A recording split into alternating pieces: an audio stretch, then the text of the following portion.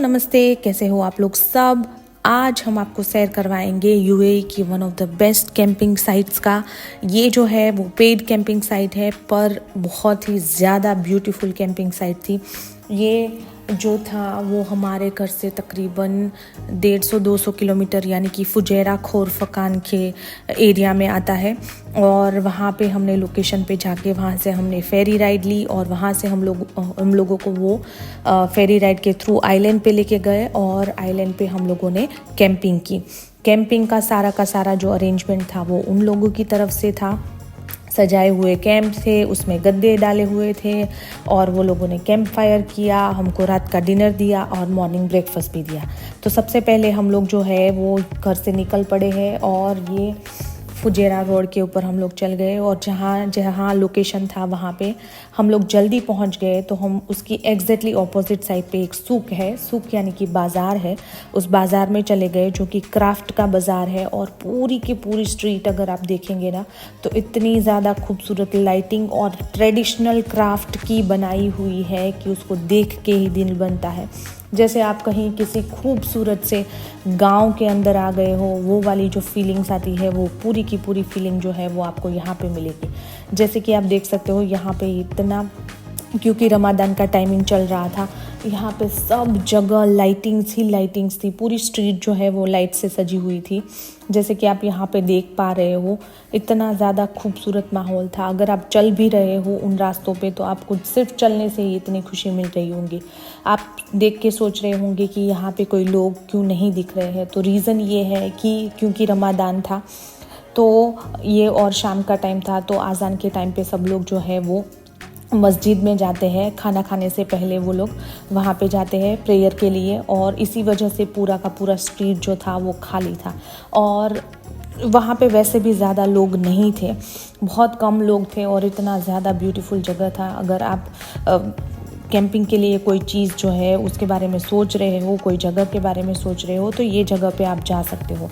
तो कैंपिंग के लिए इन लोगों ने क्या क्या अरेंजमेंट किए थे, कितने पैसे लिए थे वगैरह वगैरह जो है वो मैं आपको जैसे ही कैंपिंग साइट दिखेगी उसके हिसाब से मैं आपको दिखाऊंगी। पहले तो हम लोग चले गए इस सुख बाज़ार में, जहाँ पे हम लोगों को ये सारा सेटअप देख के ही इतना खुशी हुआ कि हम लोग यहाँ पे आके जो है वो अच्छे से रेस्ट किया। बच्चों ने यहाँ पे खेला, कुछ शॉप्स थी जहाँ से हमने शॉपिंग की और सब लोगों का माइंड जो है वो कम्प्लीटली फ्रेश हो गया। क्योंकि हमारे पास अभी भी फेरी राइड में 1 घंटा बाकी था, तो हमने उस 1 घंटे का पूरे तरीके से अच्छे से जो है वो लुत्फ़ उठाया।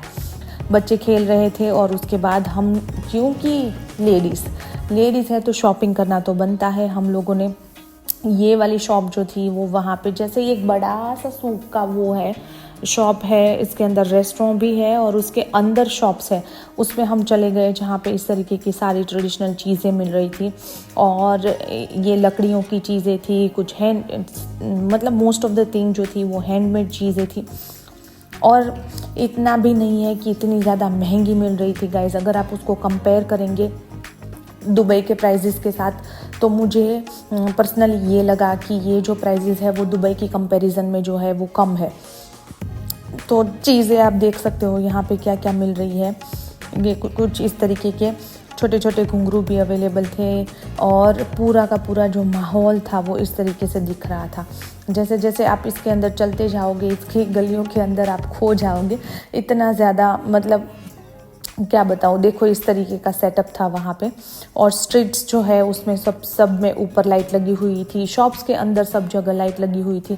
और ये शॉप जो थी वो मेरी पर्सनल फेवरेट बन चुकी थी, क्योंकि यहाँ पे सारी चीज़ें थी अवेलेबल थी जो कि मेरे बचपन की यादें थी। मतलब आप देख सकते हो यहाँ पे छोटे छोटे टीवी है, जो पुराने ज़माने में टीवी हुआ करते थे, वो देखो छोटा सा टीवी है। और इसी तरीके के टीवी जो थे हम हमारे बचपन में देखा करते थे, हमारे घर पे हुआ करते थे। फिर ये शायद जो है वो वीडियो कैमरा है और इस तरीके से सारी चीज़ें जो थी वो कुछ ना कुछ हमारी बचपन की यादें जो है उनको याद ताज़ा कर रही थी। और ये छोटे बच्चे भी अपने हिसाब से अपने बचपन में जो चीज़ें उनको अच्छी लगती है वो देखने लगे थे। और कुछ चीज़ें ऐसी भी थी जो आप अपने घर के लिए डेकोरेशन के लिए यूज़ कर सकते हो। बखूर वगैरह को बखूर वगैरह जलाने के लिए वो जो आते हैं वो भी यहाँ पे थे। सब चीज़ें यहाँ पे अवेलेबल थी, क्योंकि ये मुस्लिम कंट्री है तो ये जो चीज़ है वो सब जगह देखने को मिल जाएगी। और ये देखेंगे ना तो आपको लगता है कि ये कुछ तो हिंदू स्टाइल कुछ चीज़ है, बट ये हिंदू स्टाइल चीज़ नहीं है। इसके अंदर भी ये लोग क्या करते हैं, कैंडल लगा के दिया जलाते हैं, कोई लोग इसमें बखूर जलाते हैं, डिपेंडिंग ऑन देयर चॉइसेस। हम लोग इसको लेते हैं और इसमें हम लोग दिया जलाते हैं। और उसके बाद ये छोटी छोटी चीज़ें जो थी वो काफ़ी ज़्यादा क्यूट दिख रही थी और मेरा मन ही नहीं भर रहा था शॉप को, मतलब देखे ही जा रहे थे हम लोग, देखे ही जा रहे थे। ये देखिए छोटे छोटे शिप्स थे, क्या ही बताऊँ मैं। और ये सारी चीज़ें जो थी वो हैंडमेड थी, जैसे कि मैंने आप लोग को पहले ही बताया। और ये मेरा one of the favourite part था, क्योंकि बचपन में मुझे याद है जब भी मैं छोटी थी तो मुझे फ़ोन जो था वो ये लैंडलाइन फ़ोन जो था वो मुझे बहुत ज़्यादा पसंद आता था। और ये देखिए रेडियो भी था वहाँ पे अलग अलग टाइप का। ऑब्वियसली ये ओरिजिनल एक्चुअली वर्किंग थिंग नहीं है, ये सिर्फ उसके डमीज़ बनाए हुए थे, बट उसको देख के ही इतना ज़्यादा खूबसूरत लग रहा था, शो पीस के लिए हम उसको ले सकते थे। फिर हम एक ब्यूटीफुल सी रेस्टोरेंट में चले गए। वहाँ पे डाइनिंग ओपन नहीं था क्योंकि अभी प्रेयर का टाइमिंग था, बट फिर भी वो लोग बहुत काइंड थे, उन लोगों ने हमको वहाँ पे बैठने दिया, रेस्ट करने दिया। और फिर सारा मार्केट घूमने के बाद हमारे पास 10-15 मिनट और बची थी, तो हम लोग इस तरीके से बाहर बैठे, सब लोगों ने बातें की, एंजॉय किया, एक दूसरे के साथ मज़े किए। और यहाँ पे एक खूबसूरत सी कैट जो थी वो अभी चल के आ रही है, देखिए। और अगर किसी को नहीं पता है तो यूएई कंट्री जो है, यहाँ पे कैट को बहुत ज़्यादा क्या बोलते हैं, सराहा जाता है, उनको बहुत ज़्यादा केयर किया जाता है, उनको खाना देते हैं लोग। और इस तरीके से हमारा सूक का जो सफ़र था, ट्रेडिशनल क्राफ्ट सूक का, वो ख़त्म होता है। और उसके बाद हम लोग चल पड़ते हैं अपनी फेरी राइड के लिए। और सब लोग अपना अपना सामान उठा के गाड़ी में से, हम यहाँ तक कार में गए थे और यहाँ से इसके बाद हम लोगों को वो लोग फेरी में लेके जाने वाले थे।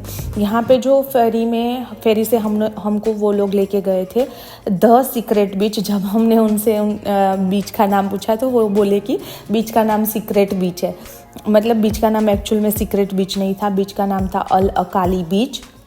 और इस तरीके की स्पीड बोट के अंदर वो लोग हम लोग को बिठा के लेके गए। सिक्योरिटी बहुत टाइट थी, सबको कंपलसरीली लाइफ जैकेट पहनाए गए, सबका एमिरेट्स आईडी, अगर आपके पास एमिरेट्स आईडी नहीं है, आप टूरिस्ट हो, तो आपको आपकी पासपोर्ट जो है वो उसकी भी कॉपी चलेगी। हार्ड कॉपी आपको लेके आनी है, तभी जाके यहाँ पे काम बनेगा, क्योंकि यहाँ का कोस्ट गार्ड है और कोस्ट के जो रूल्स है वो बहुत ज़्यादा सख्त है। उसके बाद हम सब लोग बैठ गए, सब लोगों ने अपने अपने लाइफ जैकेट्स जो है वो पहन लिए और हम लोग रेडी थे फेरी की राइड के लिए। यहाँ से तकरीबन 10 से 15 मिनट की राइड थी। और उस राइड के दौरान जो है वो हमको ज़्यादा कुछ दिख नहीं रहा था, क्योंकि अंधेरा था, तो हमने रात का जो है वो फेरी का फुटेज नहीं लिया है। पर अगली वाली वीडियो जो है उसके अंदर डेफिनेटली इसका फुटेज आएगा। और यहाँ से आप देख सकते हो हम पहुँच गए हैं और वहाँ पे है कैंप्स, आपको दिख रहा होगा, हम आइलैंड पे पहुँच गए हैं और वहाँ पे है कैंप्स। पीछे है हमारे कैंप और आगे है हमारे बीच। और वो क्या ही नज़ारा था दोस्तों, बहुत ज़्यादा खूबसूरत था। पीछे एक पहाड़ है, कैंप है, ऊपर स्टार्स दिख रहे हैं और सामने की साइड पे बीच दिख रहा है।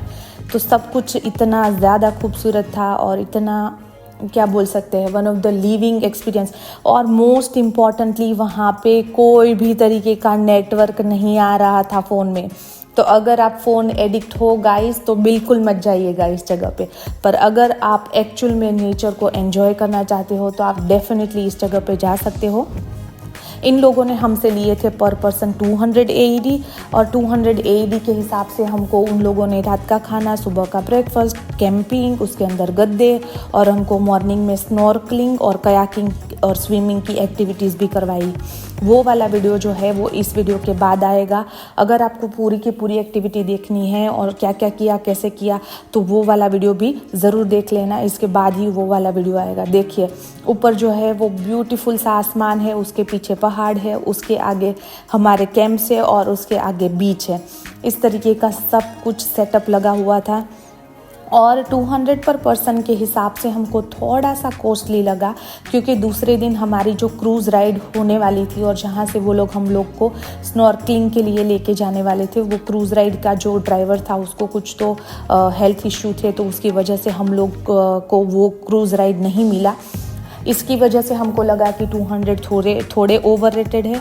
तो अगर आप सोच रहे हो कि आप किसी सीक्रेट बीच पे जाके लिमिटेड लोगों के साथ कैंपिंग करें तो ये आइडिया अच्छा है।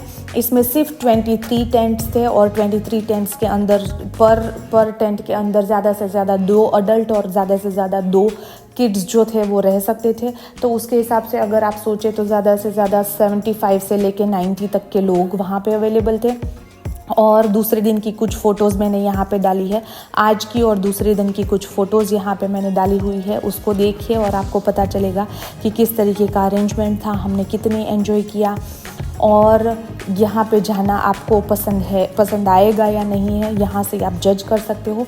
ये सिर्फ आधी फ़ोटोज़ है, आधी फ़ोटोज़ और आधे बाकी के वीडियोज़ जो है वो अमेजिंग वीडियो एक्टिविटीज़ के वीडियोज़ जो है वो अगले वीडियो में आने वाले हैं। अभी के लिए आपसे इजाज़त चाहती हूँ, बाय बाय, और अगले वीडियो के लिए बने रहिए। सी यू।